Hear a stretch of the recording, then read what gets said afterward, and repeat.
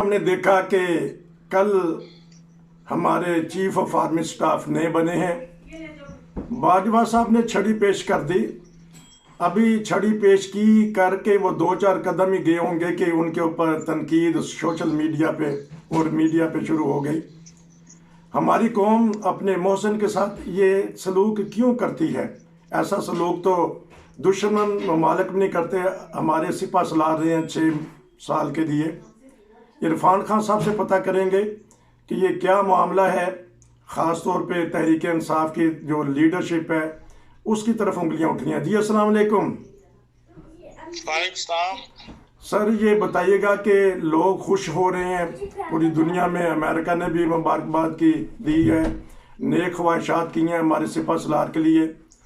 اور جو جنرل باجوہ کے ساتھ یہ کیا جا رہا سلوک, کیا یہ پیغام ہے ہمارے نئے سپہ سالار کے لیے کہ احتیاط کریں, ہم جانے والے سے یہ سلوک کرتے ہیں؟ جی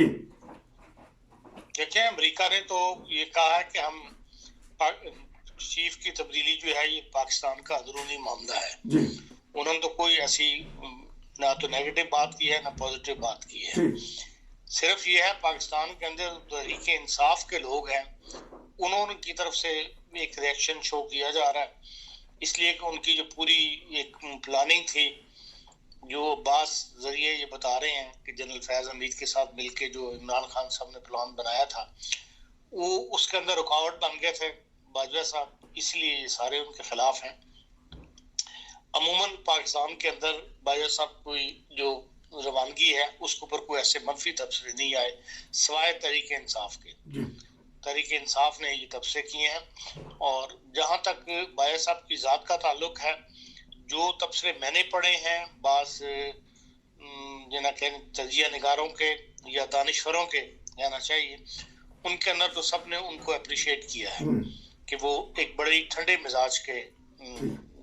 جنرل تھے اور غصے میں نہیں آتے تھے, اور ان کے اوپر کھلی تنقید بھی کی جاتی تھی تو وہ برداشت کرتے تھے. اور جو کہ مثالیں دی ہوئی ہیں انہوں نے لکھنے والوں نے کہ بھئی پہلے جنرل ایسا نہیں کر سکتے تھے. اب بھی جو پاکستان کے صحافیوں کو بلایا جاتا تھا تو وہ ہر ایک سے کھل کر ملا کرتے تھے, اور ہر بات کا جو سوال ان سے کیا جاتا تھا وہ کھل کر جواب دیتے تھے. کبھی انہوں نے نہ تو برا منایا کسی سوال کا, اور ان کی ذات کے بارے میں بھی سوال کیے گئے تو انہوں نے کھل کے اس کا جواب دیا. اور دوسرا یہ بھی اس بات کو بھی اپریشیٹ کیا گیا کہ وہ لوگوں سے مشورے کرتے تھے, ان کو بلاتے تھے, اور ان کے اندر بھی وہ ہمیشہ چاہے وہ چھوٹا آدمی ہو, عام سوسائٹی میں اس کا نہ بھی مقام ہو, اگر اس کو کسی وجہ سے پاکستان آرمی ہاؤس بلایا گیا تو ہمیشہ اس کو باہر چھوڑنے کے لیے جایا جاتے تھے, کار تک چھوڑنے کے لیے جایا کرتے تھے, جو کہ عام روایت نہیں ہے. عام طور پہ جو سٹاف کے لوگ ہیں وہ چھوڑنے کے لیے جاتے ہیں, لیکن جنرل باجوہ صاحب کی پرسنل خوبیوں کا بہت زیادہ لوگوں نے ذکر کیا ہے, کیونکہ بہرحال جو دانشور طبقہ ہے ان کو کسی نہ کسی سٹیج پہ کسی نہ کسی موقع پہ جنرل باجوہ صاحب سے رابطے کا موقع ملتا رہتا ہے, یا فوج بلاتی ہوگی ان کو مشوروں کے لیے, تو بہرحال ان سب نے تعریف کی ہے. ہاں جو کچھ گیم چل رہی تھی پیچھے سے اس کو سنبھالنے کے اندر فوج کو اندازہ نہیں تھا کہ عمران خان صاحب اس قسم کا ریئیکشن جو ہے وہ شو کریں گے. معاملات کی خرابی جو ہے وہ پہلے سے چل رہی تھی, جو اس کا سارا الزام جو ہے وہ باجوہ صاحب پہ نہیں ڈالا جا سکتا. جنرل ظہیر اسلام جب ISI کے سربراہ تھے, جنرل ظہیر اسلام اور جو دوسرے تھے ان سے پہلے جو ISI کے سربراہ تھے, اس زمانے میں یہ گیم بننی شروع ہوئی تھی کہ جی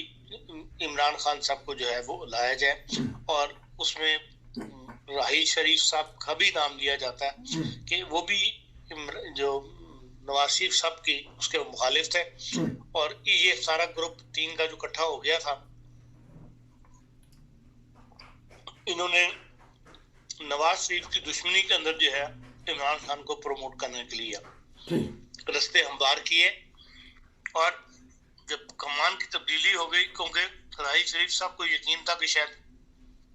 ان کو ایکسٹینشن مل جائے گی, جتنا بڑا قدم انہوں نے اٹھایا ہے دہشت گردی کے خلاف, لیکن ان کو ایکسٹینشن نہیں ملی. تو پھر باجوہ صاحب جو ہے وہ آ گئے تو تب معاملات باجوہ صاحب نے جب ٹیک اوور کیا تو اس سے پہلے ہی فوج تمام معاملات میں انوالو ہو چکی تھی, فیصلہ کر چکی تھی کہ عمران صاحب کو لانا ہے, کس طرح لانا ہے, کہاں کس کو توڑنا ہے, سیاسی پارٹی کو, کس سیاسی کارکن کو توڑنا ہے, امیدوار کو توڑنا ہے. یہ ساری پلاننگ جو ہے یہ ظہیر الاسلام صاحب اور جو پاشا صاحب جن کا نام دوسرے پاشا صاحب تھے, شجاع پاشا صاحب, سارا الزام جو ہے ان پہ لوگ لگا رہے ہیں کہ وہ سسٹم جو چھوڑ کے گئے وہی فوج ایک ادارہ ہے, اسی کو لے کے فوج آگے چل رہی تھی کہ یہ فیصلہ ہو چکا تھا کہ عمران خان صاحب کو لے کر آنا ہے. تو پھر اسی کے تحت پھر وہ عمران خان صاحب وہاں آئے, اور اس کے بعد جب فوج نے دیکھا کہ عمران خان صاحب کی حکومت صحیح نہیں چل رہی, لکھنے والے تو یہ بھی لکھتے ہیں کہ پہلے 2-2.5 سال ہر بات کے اندر ان کو گائیڈ کیا گیا کہ بھئی اس طرح چلیں, لیکن عمران خان صاحب کی ضد جو ہے وہ بیچ میں آڑے آتی رہی, اور تو پھر ان کے معاملات جو ہے فوج سے خراب ہونا شروع ہوئے. اور بجائے اس کے کہ عمران خان صاحب ان معاملات کو درست کرتے یا ٹھیک کرتے, انہوں نے رات کے اندھیروں میں جو ملاقاتیں جرنلسٹ کرنی شروع کر دی, اور آپ کو پتہ ہے انٹیلیجنس کو باہر پتہ لگ جاتا ہے, اور فیض حمید صاحب نے جو ملاقاتیں کی وہ پھر جنرل باجوہ تک پہنچی ملٹری انٹیلیجنس کی طرف سے. پھر ملٹری انٹیلیجنس نے بلا کے فیض حمید صاحب کو وارننگ دی بھی آپ اس طرح ملتے ہیں, اور کورٹ مارڈر جو ہے کوئی بھی بغیر اجازت کے نہیں مل سکتا CNC کی. انہوں نے وعدہ کیا کہ میں نہیں ملوں گا, اور اس کے باوجود ان کی ملاقاتیں جو ہیں وہ جاری رہیں, جس کو اوپر پھر فوج نے ایکشن لیا, اور پھر حالات پلٹا کھا گئے, اور پھر عمران خان صاحب کو ہٹانے کا جو ہے وہ فیصلہ ہو گیا. تو بہرحال جو کچھ اب جن لوگوں کو ہٹایا گیا ہے وہ تو ظاہر ہے کہ بات کریں گے, ان کے خلاف بولیں گے جنرل باجوہ صاحب کے, لیکن آن دی ہول جو کچھ بھی ہوا اس میں پورا ادارہ ملوث ہے,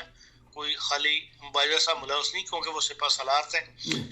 کمانڈر چیف تھے, اس لیے ان کا نام جو ہے وہ سامنے آ رہا ہے. لیکن اس میں جو پوری کہانی کو اگر آپ دیکھیں تو اس کے اندر شجاع پاشا, ظہیر الاسلام, جنرل راحیل شریف کے زمانے میں جو فیصلہ ہوا, جس طرح اوپن مداخلت کی گئی وہ آگے ٹرانسفر ہوئی, اور اسی کو لے کر آگے باجوہ صاحب جو چل رہے تھے, اور بعد میں پھر حالات نے پلٹا کھایا. تو پھر وقت تھوڑا کہہ لیں یا ٹائم تھوڑا تھا, باجوہ صاحب کے جانے کا وقت تھا, اس کے اندر یہ ہے کہ بھئی جن کو نکالا گیا وہ پھر اب شور ڈال رہے ہیں, اور پچھلے 6 مہینے سے شور ڈال رہے ہیں. یہ بتائیے گا کہ انہوں نے جو لفظ کہہ دیے کہ میں گمنامی کی زندگی بسر کروں گا, اس کو لے کے بڑی ہنسی مذاق کا مجھے بنایا جا رہا ہے. دیکھیں جتنے بھی کمانڈر چیف پرانے ہیں کیا کریں, گمنامی کی زندگی گزار رہے ہیں نا. کہاں ہے آپ قسم کی کیانی صاحب اس پروگرام میں آئے ہوئے تھے جب یہ سڑی تبدیل ہوئی ہے کل, لیکن اس سے پہلے آپ نے کہیں سنا کہ جنرل کیانی کہاں رہتے ہیں, کہاں کر رہے ہیں. تو اسی طرح راحیل شریف صاحب صرف یہ تھا کہ ان کو ایک نئی نوکری مل گئی سعودی عرب میں, اس لیے ان کا نام 2-4 دفعہ سنا گیا ہے. سارے جو ہے گمنامی کی زندگی گزار رہے ہیں, اپنی گولف کھیلتے ہیں, بزنس کرتے ہیں. یا اس سے مراد یہی تھی کہ میں معاملات میں مداخلت نہیں کروں گا, یا کوئی نہ تو سیاسی طور پہ کسی پارٹی کو جوائن کروں گا, اپنی گمنامی کی زندگی گزاروں گا. تو کیا محسوس کرتی ہیں سیاسی حالات, اب یہ نئی کمان آئی ہے, ان کو تھوڑی سی ڈرپ مل گئی ہے, طاقت مل گئی ہے شہباز حکومت کو, محسوس کر رہے ہیں آپ؟ نہیں, شہباز حکومت کو طاقت کیا ملنی, بات یہ ہے کہ اس وقت فوج نے یہ کہا ہے کہ ہم سیاسی طور پہ سیاسی معاملات میں مداخلت نہیں کریں گے. اب جو سپہ سالار ہے انہوں نے یہ پروف کرنا ہے کہ ہاں واقعی ادارے کا یہ فیصلہ تھا یا یہ جنرل باجوہ کا اپنا فیصلہ تھا, یہ جنرل باجوہ نے اپنی طرف سے یہ بات کہہ دی. 2 واقعات 2 دن کے اندر ہوئے ہیں, جس کے اندر اگر فوج نے کوئی ریئیکشن شو نہ کیا تو پھر اس کا مطلب ہے کہ وہ اپنی بات پہ قائم ہے. جو ہنا ربانی کھا رہے ہیں وہ ہو کر آئی ہیں کل منگل والے دن افغانستان سے, اور وہ ایک سیاسی دورہ تھا, سیاسی حکومت کا نمائندے کے طور پہ وہ گئی تھی. وہ سیاسی طالبان کے ساتھ مذاکرات کر کے آئی ہیں. آیا اس کو جو وہ فیصلے کر کے آئی ہیں فوج کس طرح قبول کرتی ہے یا اس پہ ریئیکشن شو کرتی ہے, اس سے پتہ لگ جائے گا. दूसरा ये है कि जो वजीर कानून जिसको हटाया गया था फौज के कहने पे, उनको वापस ले लिया गया है। और अब उसके बारे में भी फौज का रद्द-ए-अमल क्या शो करती है, आया उसको पी जाती है, बर्दाश्त कर जाती है कि हाँ वजीर कानून दोबारा से काम शुरू कर दे, या उसके ऊपर अपना रिएक्शन शो करती है। और अगर रिएक्शन शो करती है तो इसका मतलब है कि अभी उनकी मुदाखलत वाली बात जो है वो जारी है, और वो सिविल हुकूमत को इंडिपेंडेंट हुकूमत नहीं करने देंगे सियासतदानों को। तो ये अभी तक तो जो 2 वाक़यात सामने हुए और आने वाले वक्त में आने हैं ज़्यादा, तो फिर पता लग जाएगा कि इनका फैसला क्या है, जनरल साहब क्या करते हैं, ये क्या नहीं करते। बाज़ बातें हैं जो गैर मामूली तौर पर लोगों ने फील की हैं, जैसे आर्मी चीफ बहुत ज्यादा सफारती नुमाइंदों से मुलाकातें किया करते थे, बैरून मुल्क से आने वाले तमाम अमायदीन, सदर, वज़ीर आज़म, हत्ता के बाज़ मिनिस्टर्स भी, वो भी आर्मी चीफ से मिलने के लिए जाते थे, जबकि मुल्क के अंदर बाकायदा एक सिविल हुकूमत, एक सियासी हुकूमत मौजूद थी। अब अगर वही रवैया रखा जाता है तो इसका मतलब है कि भाई आपने अपने अंदर को तब्दील नहीं किया,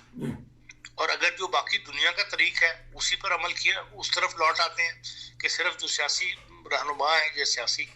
लोग हैं, दूसरे मुल्कों से आने वाले अमायदीन हैं, वो सिर्फ सियासतदानों से या हुकूमत से मिलकर चले जाएं, तो फिर तो होगा, बात मानी जाएगी कि हाँ जी सियासत में अमल दखल फौज का कम हो गया।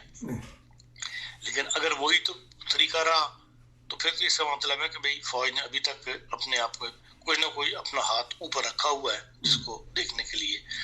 फिर ये है कि जो मोहसिन दाड़ू है, कौमी असम्बली की कायमा कमेटी का अमूर खारजा का चेयरमैन बना हुआ है, उसको मुल्क से बाहर नहीं जाने दिया जाता, उसमें फौज रुकावट बन जाती है। इसी तरह फिर वो अली वजीर है, ये सारे वजीरिस्तान से मुंतखब हुए हैं, दोनों मेंबरान हैं, उनके खिलाफ भी जो है फौज ने मुकदमे बनाए हुए हैं, वो भी अंदर है, उसको भी रिहा नहीं होने दे रहे, उसकी जमानतें नहीं होने दे रहे। अब अगर सिर्फ हुकूमत नहीं, सियासी हुकूमत नहीं काम करना हुआ तो फिर इन दोनों के साथ भी रवैया जो है वो चेंज हो जाएगा, और अगर चेंज नहीं होता तो इसका मतलब है फिर फौज का अमल दखल अभी तक मौजूद है। ये तमाम बातें हैं जो नए जनरल साहब के लिए एक चैलेंज रखती हैं कि वो आने वाले वक्त के लिए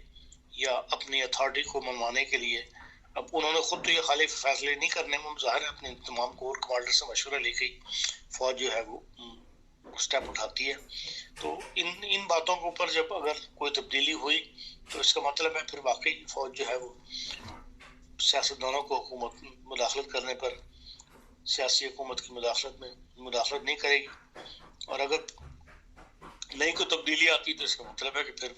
अभी इनका असर रसूख जो है वो कायम। बहरहाल यही सबसे बड़ा चैलेंज है इस वक्त के नए सिपह सालार के लिए कि वो इस तासर को ख़त्म करें जो पूरे मुल्क में बना हुआ है फौज के बारे में। ये तासर अवाम के अंदर या सियासतदानों के अंदर था कि फौज मुदाखलत करती है, बाज़ दफ़ा कहती हैं कि मुदाखलत करे हमारी हुकूमत बचाए, बाज़ दफ़ा कहते हैं मुदाखलत ना करें हमारी दूसरी की हुकूमत गिराई जाए। बहरहाल ये प्रोग्राम लंबा हो गया, मैं एक सवाल छोड़ जा रहा हूँ, दूसरे प्रोग्राम में मैं लूँगा कि एक बहुत बड़ा एक चैलेंज आ रहा है हमारे सिपह सलार के लिए, सिक्योरिटी इदारों के लिए, हुकूमत के लिए, कि जो तालिबान ने अल्टीमेटम दे दिया है। कल इरफान खान साहब ने खबर दी और मीडिया पे शाम को वही बातें हुई, उस पे मैं बात करूँगा कि अब क्या क्या ख़तरात जो बादल मंडला रहे हैं उससे किस तरह निपटा जाएगा। अगले प्रोग्राम का इंतज़ार कीजिए। खान साहब आपका शुक्रिया, मैं दूसरा प्रोग्राम आपसे करूँगा। नाज़रीन इजाज़त दीजिए, अस्सलाम वालेकुम।